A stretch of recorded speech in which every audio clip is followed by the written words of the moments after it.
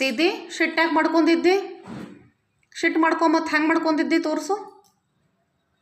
ಹೆಂಗೆ ಶಿಟ್ ಮಾಡ್ಕೋತಿ ತೋರ್ಸು ನಂಗೆ. ಹಾಂ. ಓ ಮೈ ಗಾಡ್, ಹಿಂಗೆ ಶಿಟ್ ಬರ್ತೈತೆ ನಿನ್ನ? ಶಿಟ್ಟಾಗಿ ಮಾಡ್ಕೊಂಡಿದ್ದಿ? ಚಾಕಿ ಬೇಕಿತ್ತು. ಭಯೋ ನಿನ್ನ ತಂಗಿ ಶಿಟ್ ಮಾಡ್ಕೊಂಡಾಳ. ಹೋಗಿ ರಮೇಶ್ ಅಕ್ಕಿಗ. ಏನ್ ಬೇಕು ಹೇಳು, ನಾ ಕೊಟ್ಟೆ ಇಲ್ಲ ಬಂದ್ಬಿಟ್ಟಿ. ನೀ ನಂಗೆ ಗುಬ್ಬಿ ಅದಿ, ನೀ ನಂಗೆ ಬಂಗಾರ ಅದಿ, ಇತ್ತು ಇದು